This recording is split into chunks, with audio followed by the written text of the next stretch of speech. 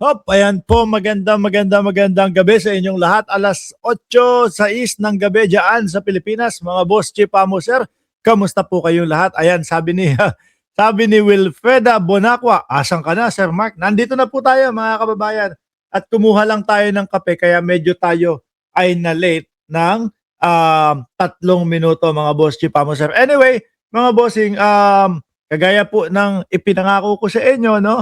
Bibigyan ko kayo ng update dito sa pangyayari at dito sa insidente at dito po sa ginawa nila sa kaibigan natin na si Mima Alicia, na ginawa nila dito sa isa sa vlogger na sumusuporta po kay Pangulong Bongbong Marcos, mga kababayan. Wala pong iba kundi si Mima Alicia na kasama natin dati sa MTM po, no? Ano yan tatlo po yan kaming grupo, mga kababayan. Pero mga past few months, hindi na kami din masyadong nakakapag-usap dahil medyo naging busy na din po sa isa't isa. Mima Alicia, tapos Takeru Miyamoto, tapos Mark Ramos. Yan po yung MTM, mga boss, Chief Amo, sir. Pero recently, sila Boss Mike Cervera na yung mga nakakasama nila, mga bossing. Anyway, mga kababayan, gusto ko man po kayong i-shoutout dyan sa comment section. Pero gusto ko rumekta na po kasi agad, mga boss, Chief Amo, sir. Doon po sa update natin kay Mima Alicia. Pero nakikita ko po yung inyong mga pangalan dyan. Ayan, ipagpo-post ko yung mga pangalan ninyo dyan. Mamaya na tayo mag-comment, okay? Ngayon, mga kababayan, meron pong update. Unahin natin yung update po kung saan posibleng iburol po si Mima Alicia. At ito naman po, nakuha ko naman po ito doon sa kaibigan natin na si Biyahe ni Koy.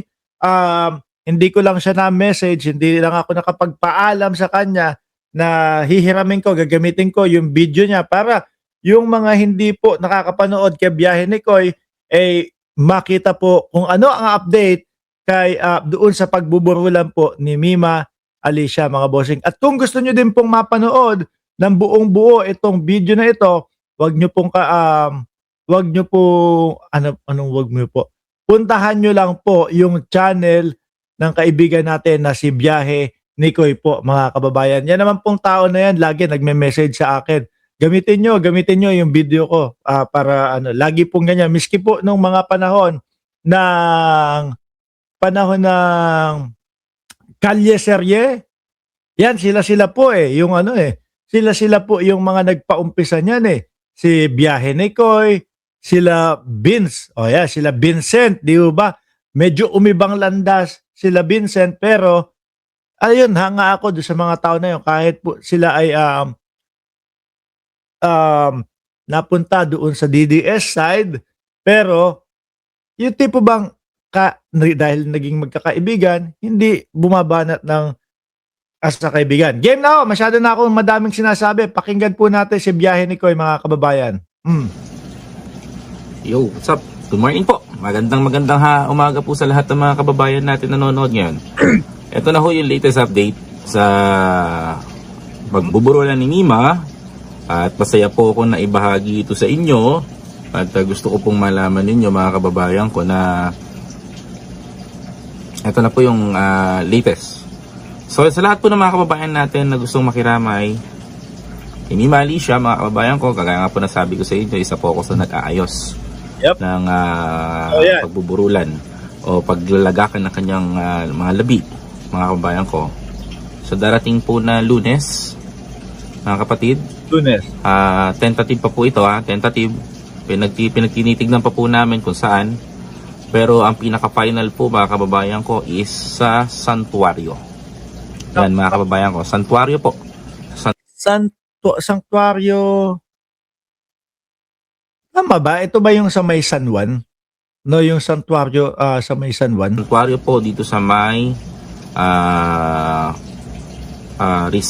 may Quezon Ave, mga kababayan ko.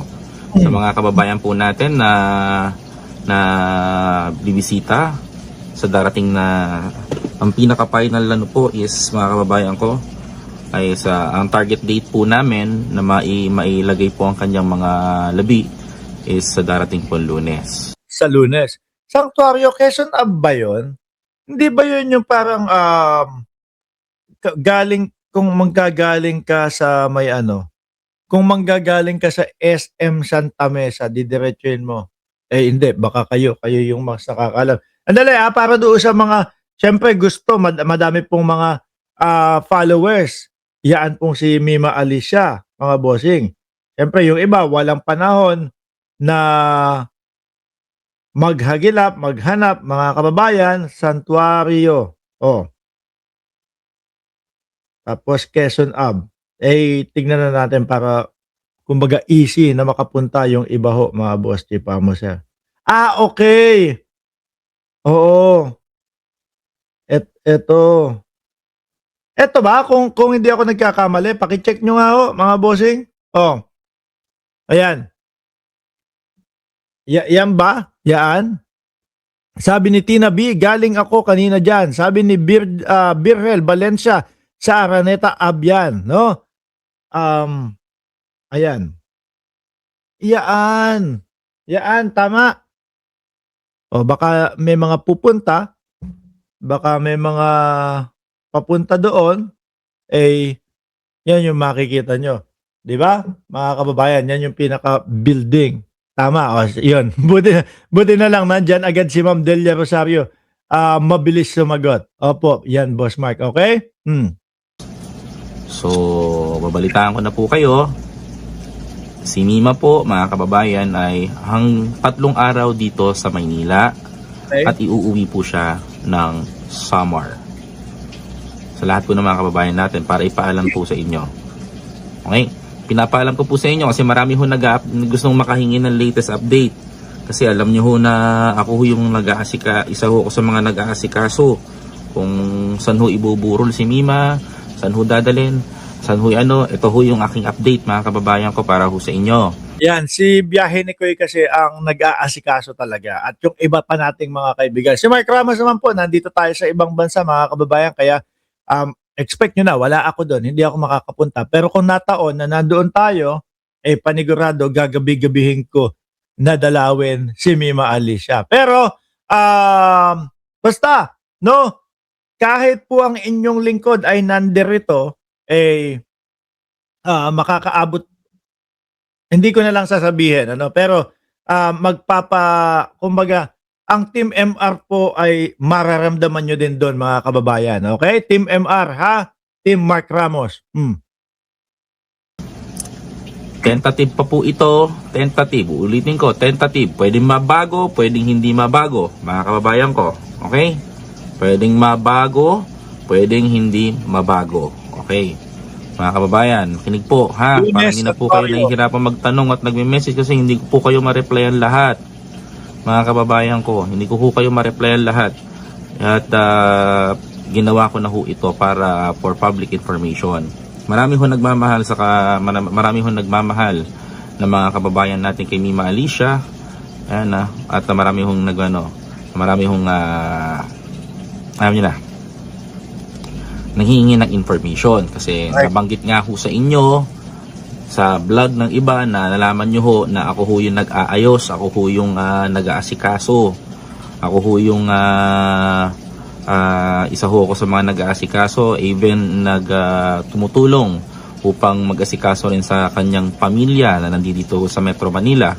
Kung hindi ako nagkakamali, mga kababayan, parang narinig ko din galing mismo sa kay Biyahe ni Koy. No? Correct nyo na lang po ako. Si Pangulong Bongbong Marcos ay nagpaabot na din po ng tulong sa pamilya ni Mima Alicia. Ano? No? Iyon ho mga kababayan ko, trabaho ho namin bilang benggador. Okay? Ulitin ko ho sa inyo, trabaho ho namin yon bilang benggador. Trabaho ho namin yon bilang kasama niya kanyang mga kaibigan na nandito, mga kapatid. Kaya sa lahat po, no? Ulitin ko po, tentative, mga kababayan, tentative ang isa po sa pwedeng pagburulan ni Mima ay sa santuario. Okay po, santuario sa Quezon Avenue. Yan, para malaman nyo ho. Sabi ni Lonely TV, sa mga DDS dapat hindi sila invited. Bad sila. Nakita nyo nga lang po, mga kababayan. Hindi na rumespeto, no? wala na po si Mima Alicia, patay na po si Mima Alicia, mga Boss Chief Amo Chef, pero patuloy pa din ang pambabalahura nila dito kay Mima Alicia, lalong-lalo na doon sa comment. Minsan, iniisip ko, alam niyo madami naman silang trolls eh. No? Iniisip ko, parang puro trolls na lang yung iba doon. Dinadagdagan na lang nila, mga Bossing Chief Amo Chef, para magmukhang yung pagkawala ni Mima Alicia, ang taong bayan ay nagsasaya. Pero ang mas nakikita ko po diyan, yung pagkawala ni Mima Alicia po, although ganun magsalita, ganun po mag-vlog, mga kababayan, madami ang nagmamahal sa kanya versus sa kanila. Puro gawa lang naman sila ng fake news, yung mga DDS, di ba? Yun na lang. Yun na lang. Antayin na lang natin. Ako hindi.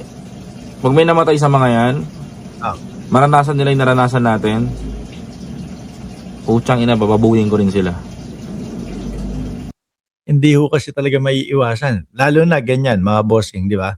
Nakita natin, marami tayo, lahat tayong nandirito, nasasaktan tayo kapag binubuksan natin yung Facebook natin. Tapos ang makikita natin, binababoy pa nila si Mima Alicia. No, syempre hindi ka na pwedeng makipagsabayan doon sa mga yon. Syempre hindi ko din masisisi. Ako kung sakali na na merong mawala sa kanila, papairalin ko pa din po yung pagiging tao ko. Papairalin ko pa din po yung gusto natin na kasi tayo po, lalo na mga Katoliko, tingin ko karamihan naman, no? Na yung susunod na buhay natin o pagkatapos ng buhay natin dito sa mundong ibabaw, forever na yun eh. Hindi, tingin ko, hindi ko kayang gawin na manalangin sa isang tao dahil alam ko na pagkatapos ng buhay natin dito ay forever na yung susunod natin pupuntahan. Ipapanalangin ko na yung kanyang kaluluwa ay mapunta sa, alam mo yung susunugin, alam niyo na po yun, mga kababayan. Hihilingin ko pa din, panalangin ko pa din, dalangin ko pa din kung sa kanila ay merong magkaganon, no? Na sa langit mapunta. Diba? Pero kay biyahe ni ko, hindi ko masisisi, Chef, lalo na po yan, no? Nandiyan yung talagang galit eh. Sige lang. Okay lang yan. Banatan nyo ng banatan. Mag-engage kayo ng tao. Hindi, baka kasi nung nabubuhay po si Mima Alicia, hindi po nila kayang banatan. Kaya po, ngayon, wala nang kalaban-laban, hindi na niya mababalikan ng pagbabardagol yung mga taong yan, kaya ngayon sila bumabanat. Di ba mga kababayan? Mag-boost kayo ng mga tawa. Sige lang, walang problema sa amin yan. Darating ang araw, mararanasan nyo rin to. Mararanasan nyo rin to. Sa mga bumabatikos. Sa mga bumabatikos kayo. Yun lang sasabihin ko, mararanasan nyo rin to. Ipaparanas din sa inyo ng Diyos to. Pero to, for me, this is not a political. Ayan, madami na din po nagsabi na hindi political ho, mga kababayan. Takeru Miyamoto, si Biyahe ni Koy. Ako, nakikita ko may ganoong parte pero hindi pa din po mayayaalis sa akin na na isipin na may halo pa din politika. Lalo na po makikita natin yung mga DDS, lalo na po makikita natin yung mga kagaya nila Dado na kapag ka hindi parehas o pareho ng kanilang pinapaniwalaan sa politika, sisilaban yung buhay ng mga vloggers. Isa sa iniisip ko, napanood ko, nandoon ako sa channel ni Biyahe ni Koy, sa channel na Biyahe ni Koy, sa channel ni Niolo, no? Merong isang bata din na DDS, yung Super DM, na isa din ho yata iyon sa nagbanta sa buhay ni Mima Alicia, no? Posible doon sa mga DDS na mga nagbabanta diyan sa comment section. At sino pa ba? Yung Super DM, Yan. Sila ho yung mga mahihiling magbanta eh. Kaya wag silang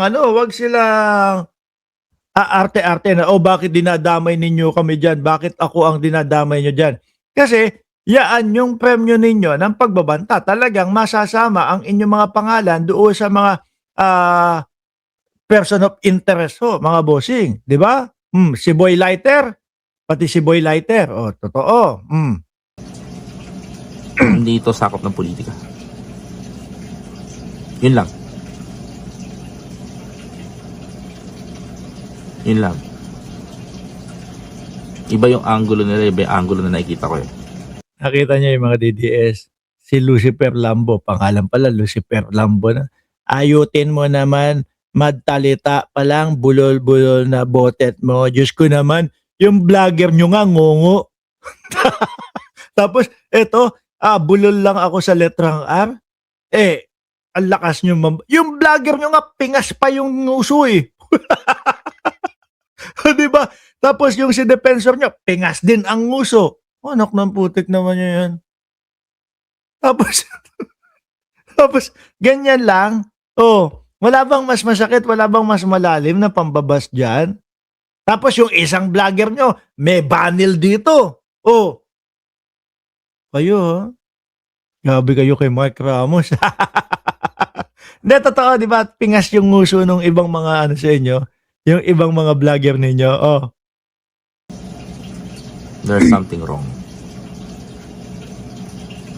Ayun nga pala, yung mother nga pala ni Mima, nagpapasalamat sa inyo, nagpapasalamat sa mga taong nanonood, tumutulong sana at maraming salamat sa pakikiramay nyo daw po. Ma'am Brenda Barton, I hope so. I hope so.